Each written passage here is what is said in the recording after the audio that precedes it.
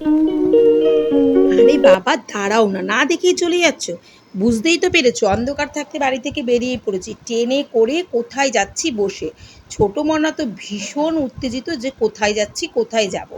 বড় মনাকে খুঁজে পাওয়া যাচ্ছিল না, অস্থির হয়ে উঠেছে আমাদের শাশুড়ি মা। তারপরে বুঝতে পারলো যে ওর বাবা পিছনে নিয়ে উঠছে।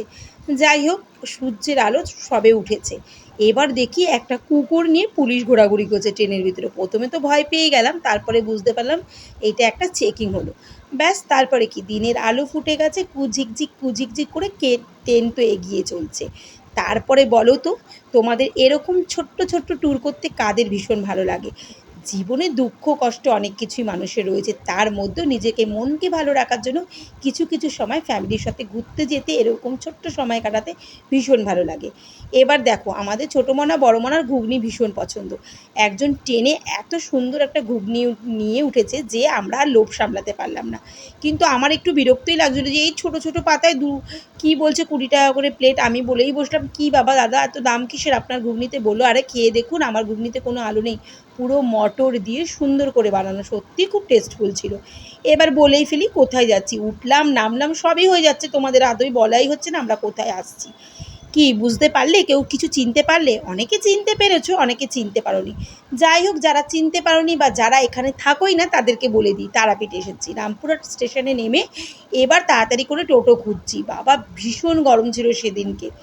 যাই হোক, অবশেষে টোটোতে পেলাম, টোটোতে উঠলামও। ছোটো মনার তো শরীর ছেড়ে দিয়েছে, ও আগেই বলেছে এসি রুম নেবে যাতে খুব শান্তিভাবে ঘুমাতে পারি। আমি বললাম ঠিক আছে, জো আজ্ঞা মহারানী, তোমার মতনই কথা হবে। ব্যাস তারপরে রুম নিয়ে একটু বসে তারপরে সবাই চলে গেলাম খেতে। প্রায় 3টে বাজতে যায়, প্রচুর খিদে পেয়েছে। এইদিকে মনা তো বলেই বসলো, মনা তোর ঘটি উল্টে দেবো, মানে ঝগড়া করছে, দুই বোন দুই বোনকে বলছে। এদের যে কী অশান্তি সারা জীবনই লেগে আছে। ব্যাস এবার আর কি সবাই নিরামিষ থালি নিয়ে নিলাম। থালিটা ভীষণ সুন্দর ছিল। তোমরা আগে আমার 3 মাস আগে যে ভিডিওতে দেখেছো সেই হোটেলেই আবার আমরা এসেছি এবং সেখানেই খাচ্ছি। ভীষণ ভালো এখানকার খাওয়া দাওয়া, পরিষ্কার, আর তার সাথে তাদের ব্যবহার। তো চলো, তার সাথে আমাদের ছোটো মনার বায়না হচ্ছে সে তড়কা দিয়ে রুটি খাবে। কেন না, ওর কাকা নিয়েছে নিরামিষ তড়কা রুটি, ওও খাবে। তো বায়না মেটানোর জন্য ওকে একটু বললাম তোকে দেওয়া যাবে, আগে তুই ভাতটা তো খা, ওর চোখ রয়েছে এই থালিতে। যাই হোক, খাওয়া দাওয়া করে ফ্রেশ হয়ে স্নান টান করে রেডি হয়ে সাজুগুজু করে চললাম মা জননীর দর্শনে, মানে মা তারার কাছে। বাপরে বাপ, সে কি রোদ আর কি গরম! আমার বর বলছে এত ফাঁকা কেন আজকে দোকানটা, আর এত নিস্তব্ধ কেন? তারপরে শোনা গেল যে এত গরমে সবাই সকালবেলা থেকে পুজো দিয়ে দিয়েছে, আমরাই মনে হয় এই আবার 4টে থেকে পুজো দেওয়া চালু করছি। তো যাই হোক, সব কিছু গুছিয়ে গাছিয়ে নিয়ে চলে গেলাম পুরোহিতের কাছে। এই পুরোহিতের কাছেই আমরা সব সময় পুজো দিই এবং এর পুজো ভীষণ ভালোভাবে সে দেওয়ায়। মন্দিরের ভিডিওটা তোমাদের পুরোটাই শেয়ার করতে পারবো কি না জানি না, কিন্তু বিশ্বাস করো দাদার পুজোর দেওয়ার পদ্ধতি এবং দাদার ব্যবহার ভীষণ ভালো, আর সব কিছু ঠিকঠাক। এই না যে তোমার কাছে চড়িয়ে দেবে দাম, চড়িয়ে কোনো দক্ষিণা বলবে, তা কিন্তু না।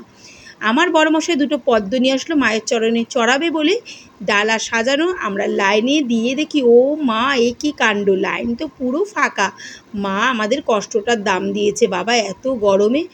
ব্যাস আবার কর্তাগিন্নি মিলে 2টো মালা নিয়ে আসলাম। আজকের মতো ছোট্ট ভিডিওটাই শেয়ার করলাম, নেক্সট ভিডিওতে কিন্তু আবার দেখা হবে। ততক্ষণ সবাই পেজটাকে ফলো করো, ইউটিউব চ্যানেলটাকে ফলো করো। সবাই ভালো থেকো।